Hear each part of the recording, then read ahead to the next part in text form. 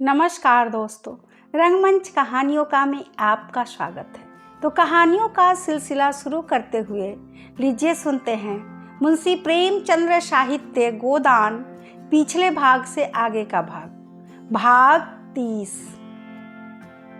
मील करीब करीब पूरी जल चुकी है, लेकिन उसी मील को फिर से खड़ा करना होगा। मिस्टर खन्ना ने अपनी सारी कोशिशें इसके लिए लगा दी है। मजदूरों की हड़ताल जारी है, मगर अब उससे मिल मालिकों की कोई विशेष हानि नहीं है। नए आदमी कम वेतन पर मिल गए हैं और जी तोड़ कर काम करते हैं, क्योंकि उनमें सभी ऐसे हैं जिन्होंने बेकारी के कष्ट भोग लिए हैं और अब अपना बस चलते ऐसा कोई काम करना नहीं चाहते जिससे उनकी जीविका में बाधा पड़े। चाहे जितना भी काम लो, चाहे जितनी कम छुट्टियां दो, उन्हें कोई शिकायत नहीं। सिर झुकाए बैलों की तरह काम करने में लगे रहते हैं। घुड़कियाँ, गालियाँ, यहाँ तक कि डंडों की मार भी उन्हें ग्लानि नहीं पैदा करती।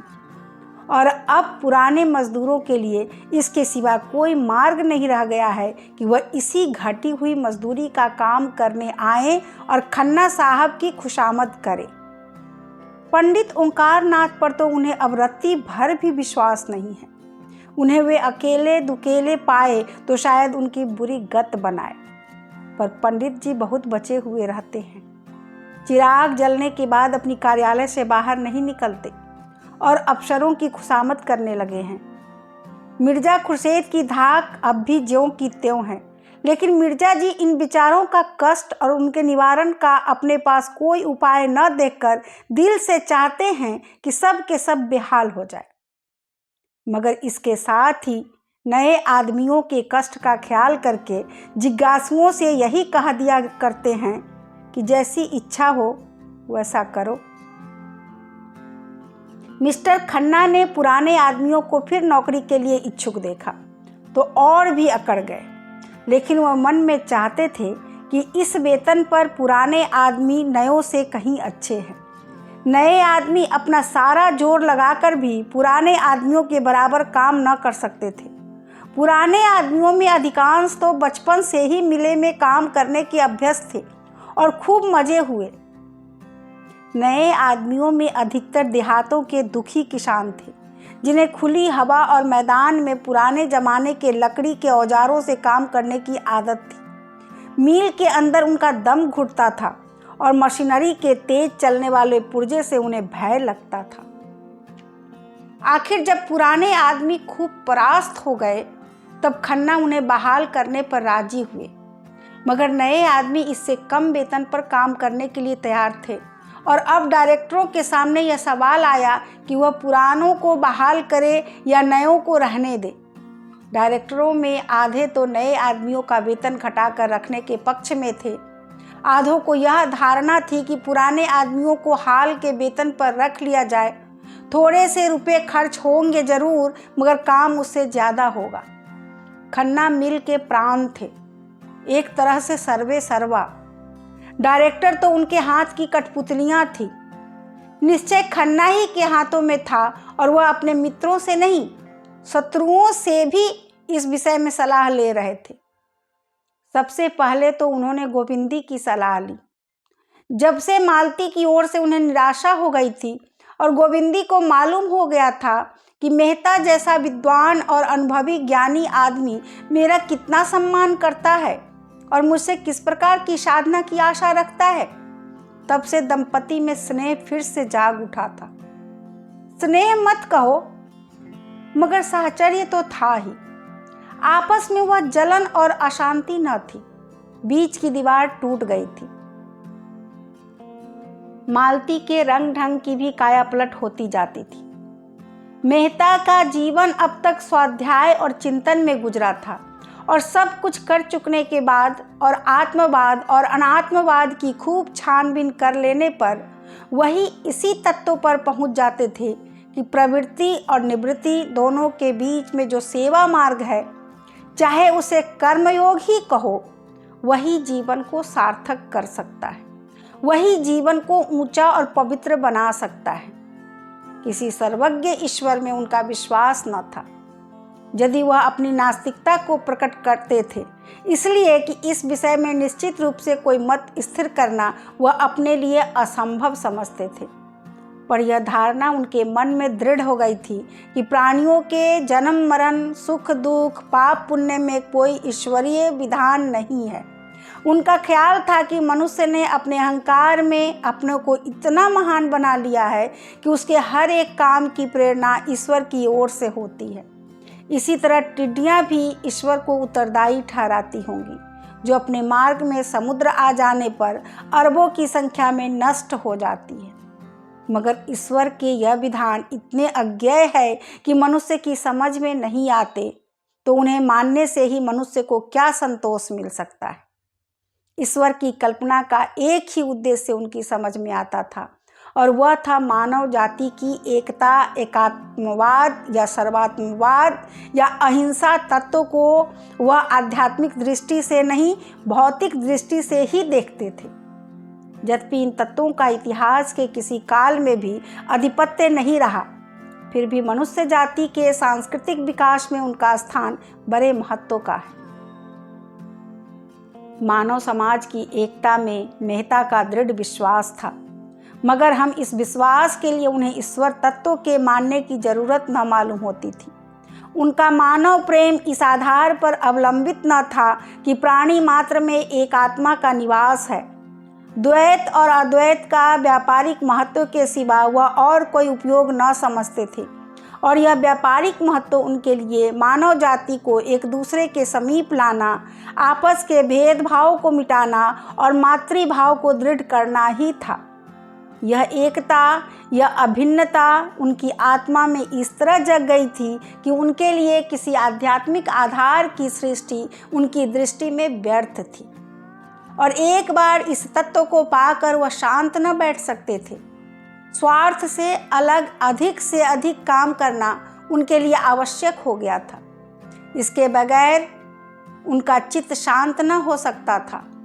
यश, लोभ या कर्तव्य पालन के भाव उनके मन में आते ही न थे। इनकी तुच्छता ही उन्हें इनसे बचाने के लिए काफ़ी थी।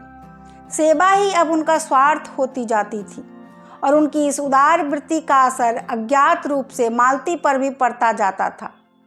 अब तक जितने मर्द उसे मिले, सभी से उनकी विलास वृत्ति को ही उकसाया।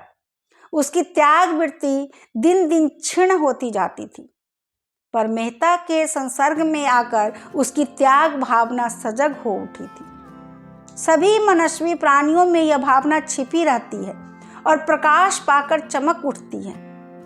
आदमी अगर धन या नाम के पीछे पड़ा है, तो समझ लो कि अभी तक वह किसी परिष्कृत आत्मा के संपर्क में नहीं आया। मालती अब अक्सर गरीबों के घर बिना फीस लिए मरीजों को देखने चली जाती थी। मरीजों के साथ उसके व्यवहार में मृदुता आ गई थी। हाँ, अभी तक वह शौक श्रृंगार से अपना मन न हटा सकी थी। रंग और पाउडर का त्याग उसे अपने आंतरिक परिवर्तनों से भी कहीं ज़्यादा कठिन जान पड़ता था। इधर कभी कभी देहातों की ओर चले जाते थे और किसानों के साथ 2-4 घंटे रहकर उनकी झोपड़ी में रात काटकर और उन्हीं का सा भोजन करके अपने को धन्य समझते थे। एक दिन वो सेमरी पहुँचे गए और घूमते घामते बेलाड़ी जा पहुँचे। होरी द्वार पर बैठा चीलम पी रहा था कि मालती और मेहता आकर खड़े हो गए। मेहता ने होरी को देखते ही पहचान लिया और बोला, यही तुम्हारा गांव है? याद है हम लोग राय साहब के यहाँ आए थे और तुम धनुष यज्ञ में लीला की माली बने थे? होरी की स्मृति जाग उठी, पहचाना और पटेश्वरी के घर की ओर कुर्सियां लाने चला। मेहता ने कहा, कुर्सियों का कोई काम नहीं, हम लोग इसी खाट पर बैठ जाते हैं। यहाँ कुर्सी पर बैठने नहीं, तुमसे कुछ सीखने आए हैं। दोनों खाट पर बैठे। होरी हतबुद्धि सा खड़ा था। इन लोगों की क्या खातिर करे? बड़े बड़े आदमी हैं, उनकी खातिर करने लायक उनके पास है ही क्या? आखिर उसने पूछा, पानी लाऊं? मेहता ने कहा, हाँ, प्यास तो लगी है, कुछ मीठा भी लेता हूं। लाओ, अगर घर में हो। होरी घर में मीठा और पानी लेने गया। तब तक गांव के बालकों ने आकर इन दोनों आदमियों को घेर लिया और लगे निरखने, मानो चिड़ियाघर के अनोखे जंतु आ गए हों। सिलो बच्चे के लिए किसी काम से चली जा रही थी। इन दोनों आदमियों को देखकर कौतूहलवश ठिठक गई। मालती ने आकर उसके बच्चे को गोद में ले लिया और प्यार करती हुई बोली, कितने दिनों का है? सिलो को ठीक मालूम न था। एक दूसरी औरत ने बताया, कोई साल भर का होगा। क्यों री? सिल्लो ने समर्थन किया। मालती ने विनोद किया, प्यारा बच्चा है, इसे हमें दे दो। सिल्लो ने गर्व से फूलकर कहा, आप ही का तो है, तो मैं इसे ले जाऊं? ले जाइए, आपके साथ रहकर आदमी हो जाएगा। गांव की और महिलाएं आ गई और मालती को होरी के घर में ले गई। यहाँ मर्दों के सामने मालती से वार्तालाप करने का अवसर उन्हें न मिलता। मालती ने देखा, खाट बिछी है और उस पर एक दरी पड़ी हुई है जो पटेश्वरी के घर से मांग आई थी। मालती जाकर बैठी। संतान रक्षा और शिशु पालन की बातें होने लगी। औरतें मन लगाकर सुनती रही। धनिया ने कहा, यहाँ यह सब सफाई और संयम कैसे होगा सरकार? भोजन तक का ठिकाना तो है नहीं। मालती ने समझाया, सफाई में कुछ खर्च नहीं, केवल थोड़ी सी मेहनत और होशियारी से काम चल सकता है। दुलारी सहुआइन ने पूछा, यह सारी बातें तुम्हें कैसे मालूम हुई सरकार? आपका तो अभी ब्याह ही नहीं हुआ। मालती ने मुस्कुरा कर पूछा, तुम्हें कैसे मालूम हुआ कि मेरा ब्याह नहीं हुआ है? सभी स्त्रियां मुंह फेर कर मुस्कुराई। धनिया बोली, भला यह भी छिपा रहता है? मिस साहब, मुंह देखते ही पता चल सकता है। मालती ने झेपते हुए कहा, इसीलिए ब्याह नहीं किया कि आप लोगों की सेवा कैसे करती। सब ने एक स्वर में कहा, धन्य हो सरकार, धन्य हो। सिलिया मालती के पांव दबाने लगी।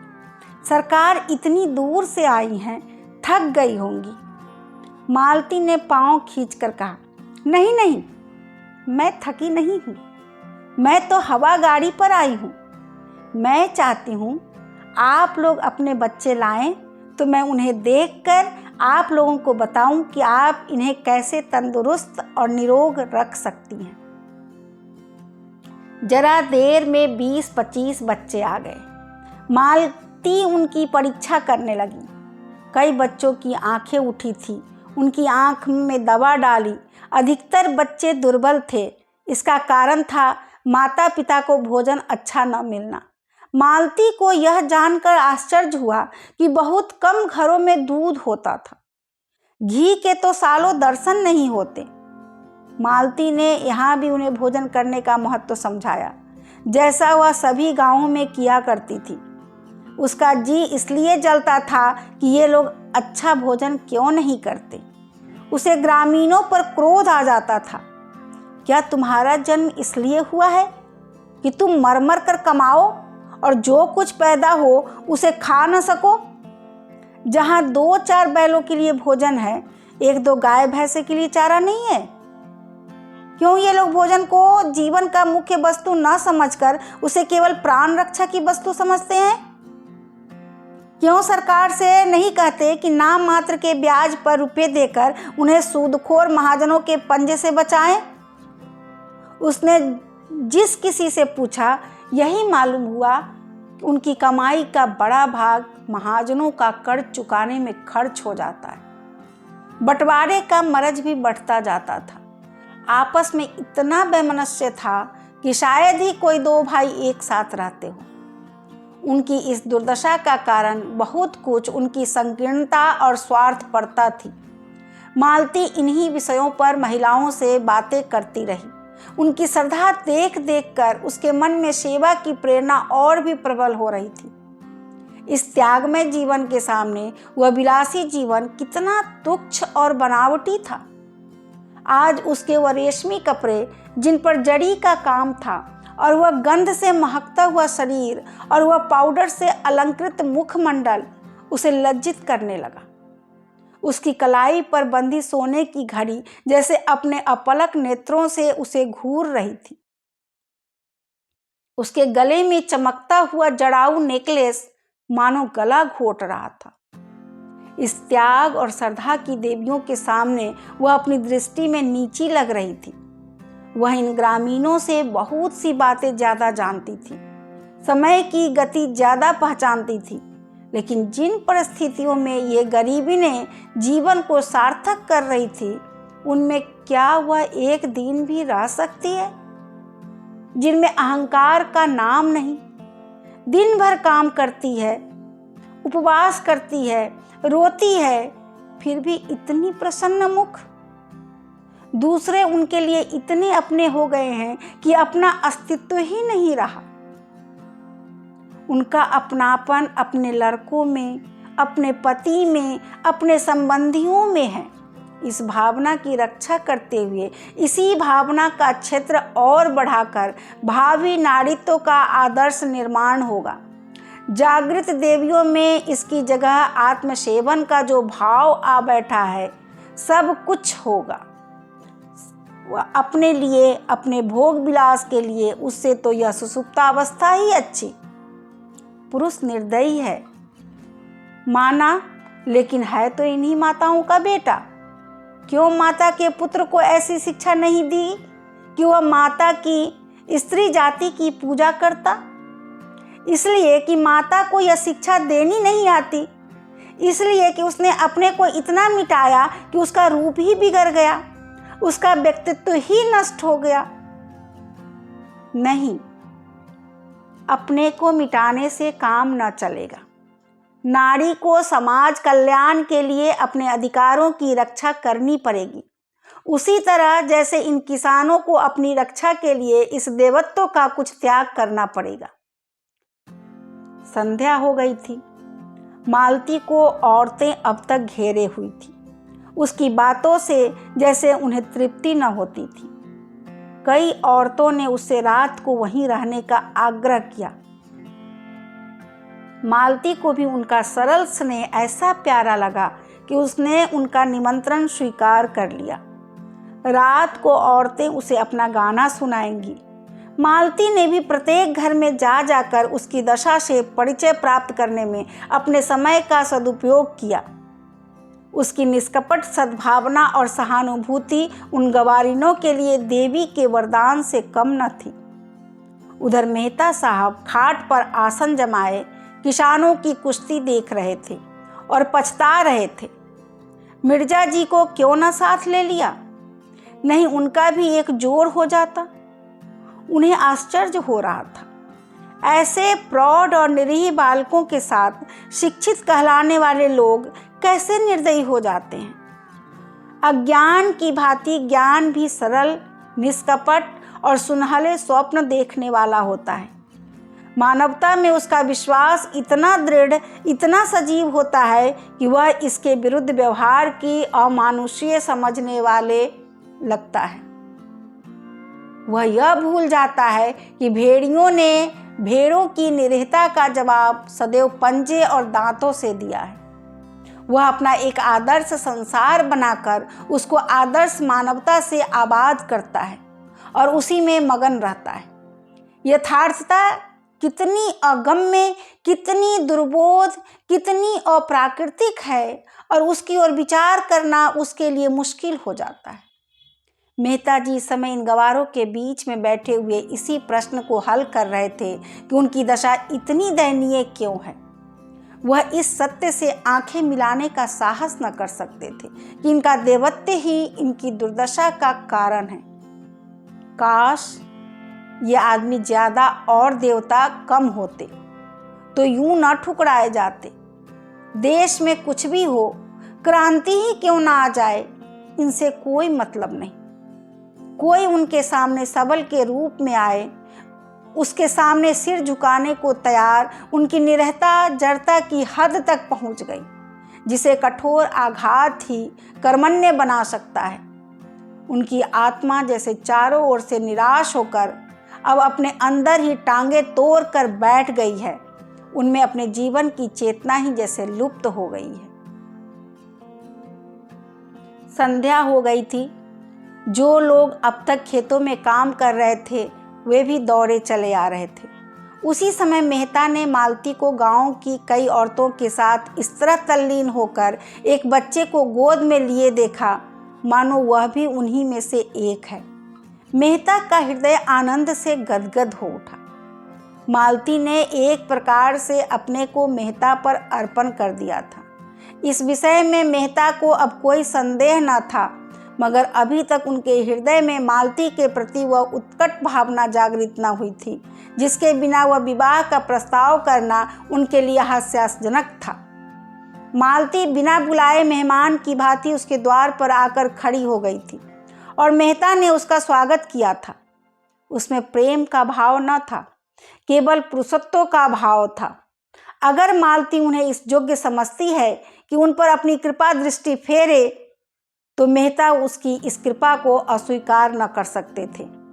इसके साथ ही वह मालती को गोविंदी के रास्ते से हटा देना चाहते थे और वह जानते थे मालती जब तक आगे अपना पांव न जमा लेगी वह पिछला पांव न उठाएगी। वह जानते थे मालती के साथ छल करके वह अपनी नीचता का परिचय दे रहे हैं। इसके लिए उनकी आत्मा बराबर उन्हें धिक्कारती रही थी, मगर ज्यों-ज्यों वह मालती को निकट से देखते थे उनके मन में आकर्षण बढ़ता जाता था।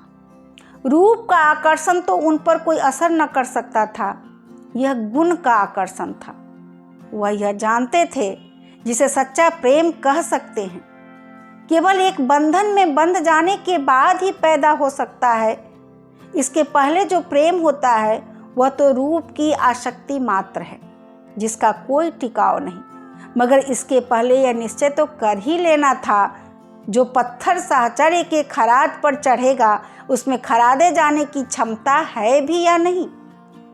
सभी पत्थर तो करात पर चढ़कर सुंदर मूर्तियां नहीं बन जाते।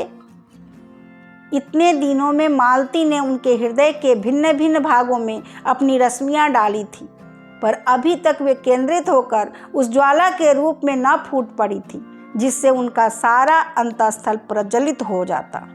आज मालती ने ग्रामीणों से मिलकर और सारे भेदभावों को मिटाकर इन रश्मियों को मानो केंद्रित कर दिया। और आज पहली बार मेहता को मालती से एकात्मता का अनुभव हुआ। जो ही मालती गांव का चक्कर लगाकर लौटी, उन्होंने उसे साथ लेकर नदी की ओर प्रस्थान किया। रात यहीं काटने का निश्चय हो गया। मालती का कलेजा आज न जाने क्यों धक धक करने लगा। मेहता के मुख पर आज उसे एक विचित्र ज्योति और इच्छा झलकती हुई नजर आई। नदी के किनारे चांदी का फर्श बिछा हुआ था और नदी रत्न जटित आभूषण पहले मीठे स्वरों में गाती, चांद और तारों को और सिर झुकाए नींद में माते वृक्षों को अपना नृत्य दिखा रही थी।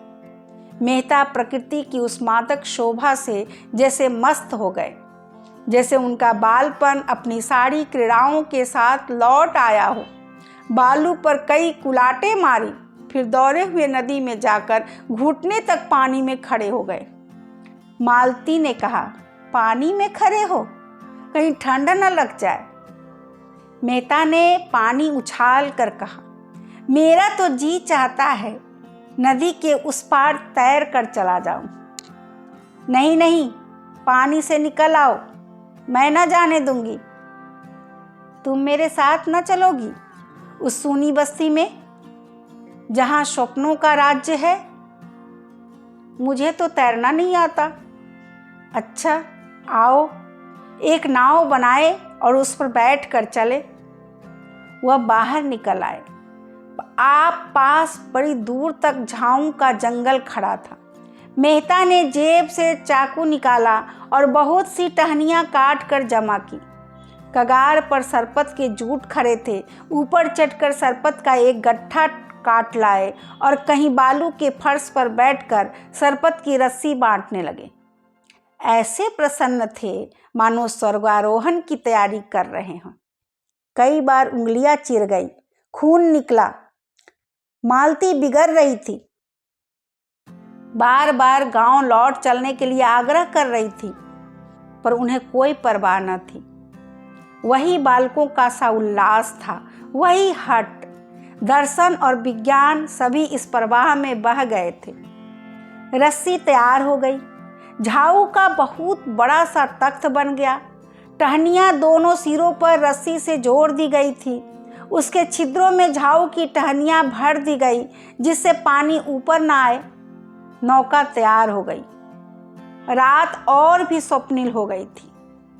मेहता ने नौका को पानी में डालकर मालती का हाथ पकड़कर कहा, आओ बैठो। मालती ने निशंक होकर कहा, 2 आदमियों का बोझ संभाल लेगी? मेहता ने दार्शनिक मुस्कान के साथ कहा, जिस तरी पर बैठे हम लोग जीवन यात्रा कर रहे हैं वह तो इससे कहीं निस्सार है मालती। क्या डर रही हो? डर किस बात का जब तुम साथ हो? सच कहती हो? अब तक मैंने बगैर किसी की सहायता के बाधाओं को जीता है, अब तो तुम्हारे संग हूं। दोनों उस झाऊ के तख्ते पर बैठे और मेहता ने झाऊ के एक डंडे से ही उसे खेना शुरू किया। तख्ता डगमगाता हुआ पानी में चला। मालती ने मन को इस तख्ते से हटाने के लिए पूछा, तुम तो हमेशा शहरों में रहे, गांव के जीवन का तुम्हें कैसे अभ्यास हो गया? मैं तो ऐसा तख्ता कभी न बना सकती।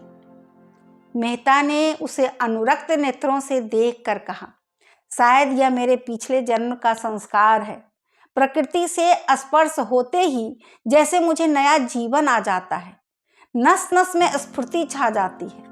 एक एक पक्षी, एक एक पशु जैसे मुझे आनंद का निमंत्रण देता हुआ जान पड़ता है, मानो भूले हुए सुखों की याद दिला रहा। यह आनंद मुझे और कहीं नहीं मिलता, संगीत के रुलाने वाले स्वरों में भी नहीं, दर्शन की ऊंची उड़ानों में भी नहीं। जैसे अपने आप को पा जाता हूं, जैसे पक्षी अपने घोंसलों में आ जाए। तख्ता डगमगाता हुआ कभी तिरछा, कभी सीधा, कभी चक्कर खाता हुआ चला जा रहा था। सहसा मालती ने कातर कंठ से पूछा, और मैं तुम्हारे जीवन में कभी नहीं आती? मेहता ने उसका हाथ पकड़कर कहा, आती हो, बार बार आती हो, सुगंध के एक झोंके की तरह, कल्पना की एक छाया की तरह, और फिर अदृश्य हो जाती हो। दौड़ता हूं कि तुम्हें करपाश में बांध लूं, पर हाथ खुले रह जाते हैं और तुम गायब हो जाती हो। मालती ने उन्माद की दशा में कहा, लेकिन तुमने इसका कारण भी सोचा, समझना चाहा?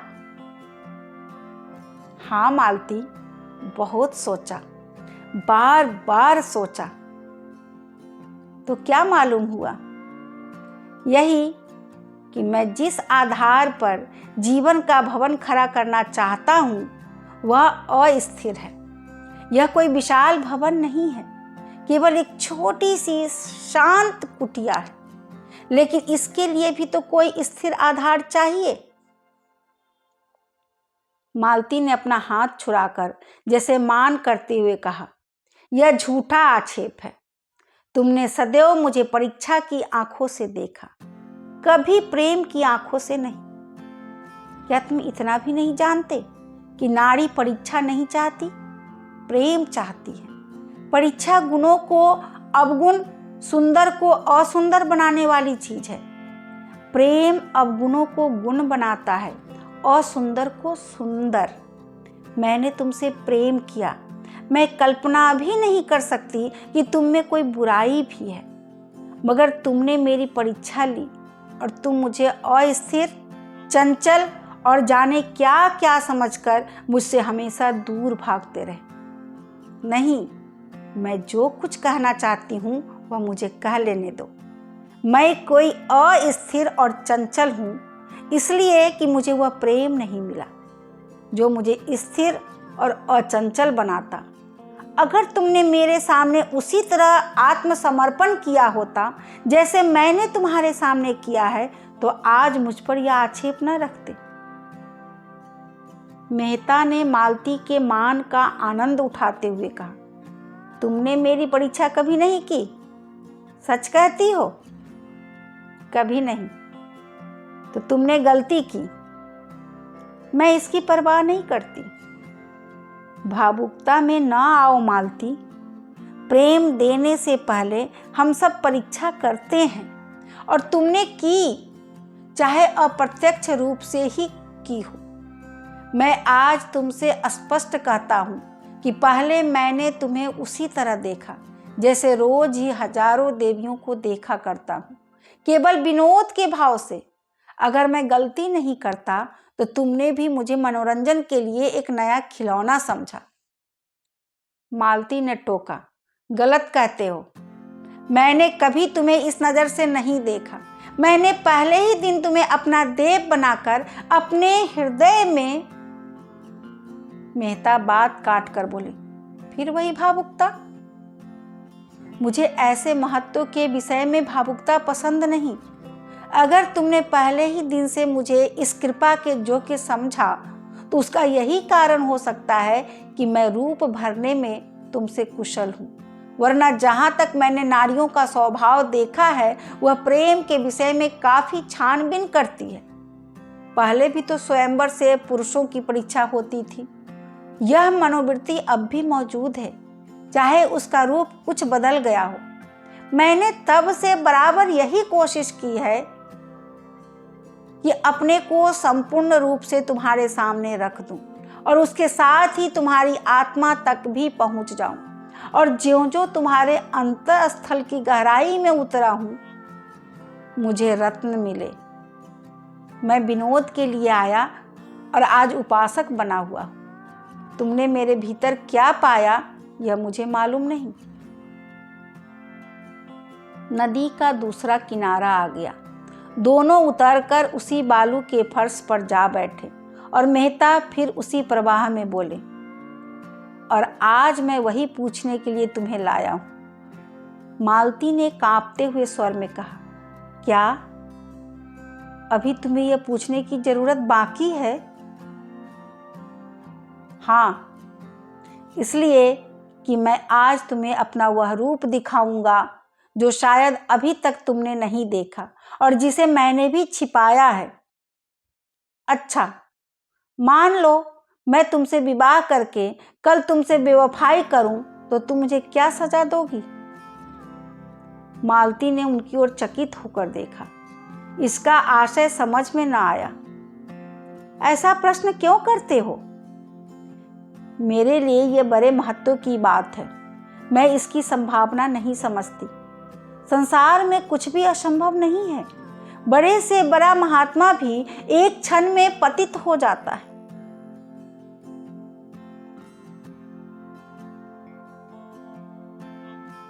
मैं इसका कारण खोजूंगी और उसे दूर करूंगी। मान लो मेरी आदत न छूटे, फिर मैं नहीं कह सकती क्या करूंगी। शायद विष खाकर सो रहूं, लेकिन यदि तुम मुझसे यही प्रश्न करो तो मैं उसका दूसरा जवाब दूंगा। मालती ने सशंक होकर पूछा, बतलाओ। मेहता ने दृढ़ता के साथ कहा, मैं पहले तुम्हारा प्राणांत तक कर दूंगा, फिर अपना। मालती ने जोर से कहा मारा और सिर से पांव तक सिहर उठी। उसकी हंसी केवल उसकी सिहरन को छिपाने का आवरण थी। मेहता ने पूछा, तुम हंसी क्यों? इसलिए कि तुम ऐसे हिंसावादी जान नहीं पड़ते। नहीं मालती, इस विषय में मैं पूरा पशु हूं और उस पर लज्जित होने का कोई कारण नहीं दिखता। आध्यात्मिक प्रेम और त्यागमय प्रेम और निस्वार्थ प्रेम, जिसमें आदमी को अपने को मिटाकर केवल प्रेमिका के लिए जीता है, उसके आनंद से आनंदित होता है और उसके चरणों पर अपनी आत्मसमर्पण कर देता है, मेरे लिए निरर्थक शब्द है। मैंने पुस्तकों में ऐसी प्रेम कथाएं पढ़ी है जहां प्रेमी ने प्रेमिका के नए प्रेमियों के लिए अपनी जान दे दी है, मगर उस भावना को मैं श्रद्धा कह सकता हूँ, सेवा कह सकता हूँ, प्रेम कभी नहीं। प्रेम सीधी साधी गौ नहीं, खूंखार शेर है जो अपने शिकार पर किसी को आंख भी नहीं पड़ने देता। मालती ने उनकी आंखों में आंखें डाल कर कहा, अगर प्रेम खूंखार शेर है तो मैं उससे दूर ही रहूंगी। मैंने तो उसे गाय ही समझ रखा था। मैं प्रेम को संदेह से ऊपर समझती हूँ। वह देह की वस्तु नहीं, आत्मा की वस्तु है। संदेह का वहाँ जरा भी स्थान नहीं, और हिंसा तो संदेह का ही परिणाम है। वह संपूर्ण आत्मसमर्पण है। उसके मंदिर में तुम परीक्षक बनकर नहीं, उपासक बनकर ही वरदान पा सकते हो। वह उठकर खड़ी हो गई और तेजी से नदी की तरफ चली, मानो उसने अपना खोया हुआ मार्ग पा लिया हो। ऐसी स्फूर्ति का उसे कभी अनुभव न हुआ। उसने स्वतंत्र जीवन में भी अपने में एक दुर्बलता पाई थी जो उसे सदैव आंदोलित करती रहती थी, सदैव अस्थिर रखती थी। उसका मन जैसे कोई आश्रय खोजा करता था, उसके बल पर टिक सके, संसार का सामना कर सके। अपने में उसे यह शक्ति ना मिलती थी। बुद्धि और चरित्र का शक्ति देखकर वह उसकी ओर लालायित हो जाती थी। पानी की भांति हर एक पात्र का रूप धारण कर लेती थी। उसका अपना कोई रूप न था। उसकी मनोवृत्ति अभी तक किसी परीक्षार्थी छात्र की सी थी। छात्र को पुस्तकों से प्रेम हो सकता है और हो जाता है, लेकिन वह पुस्तक के उन्हीं भागों पर ज़्यादा ध्यान देता है जो परीक्षा में आ सकते हैं। उसकी पहली गरज परीक्षा में सफल होना, ज्ञानार्जन इसके बाद। अगर उसे मालूम हो जाए कि परीक्षक बड़ा दयालु है या अंधा और छात्रों को यूं ही पास कर दिया करता है, तो शायद वह पुस्तकों को आँख की ओर आँख उठाकर भी ना देखे। मालती जो कुछ करती थी मेहता को प्रसन्न करने के लिए। उसका मतलब था मेहता का प्रेम और विश्वास प्राप्त करना, उसके लिए मनोराज्य की रानी बन जाना। लेकिन उसी छात्र की तरह अपनी योग्यता का विश्वास जमा कर लियाकत आ जाने से परीक्षक आप ही आप उससे संतुष्ट हो जाएगा, इतना धैर्य उसे न था। मगर आज मेहता ने जैसे उसे ठुकरा कर उसकी आत्मशक्ति को जगा दिया। मेहता को जब से उसने पहली बार देखा था तभी से उसका मन उसकी ओर झुका था। उसे वह अपने परिचितों में सबसे समर्थ जान पड़े। उसके परिष्कृत जीवन में बुद्धि की प्रखरता और विचारों की दृढ़ता ही सबसे ऊंची वस्तु थी। धन और ऐश्वर्य को तो वह केवल खिलौना समझती थी जिसे खेल कर लड़के तोड़ फोड़ डालते हैं। रूप में भी अब उसके लिए विशेष आकर्षण न था, जबकि कुरूपता के लिए घृणा थी। उसके तो अब बुद्धि शक्ति ही अपनी ओर झुका सकती थी, जिसके आश्रय में उसमें आत्मविश्वास जगे, अपने विकास की प्रेरणा मिले, अपने में शक्ति का संचार हो, अपने जीवन की सार्थकता का ज्ञान हो। मेहता के बुद्धिबल और तेजस्विता ने उसके ऊपर अपनी मुहर लगा दी और तब से वह अपना संस्कार करती चली जाती थी।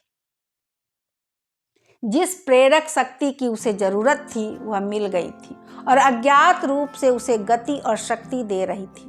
जीवन का नया आदर्श जो उसके सामने आ गया था, वह अपने को उसके समीप पहुंचाने की चेष्टा करती हुई और सफलता का अनुभव करती हुई उस दिन की कल्पना कर रही थी जब वह और मेहता एकात्म हो जाएंगे, और यह कल्पना उसे और भी दृढ़ और निष्ठ बना रही थी।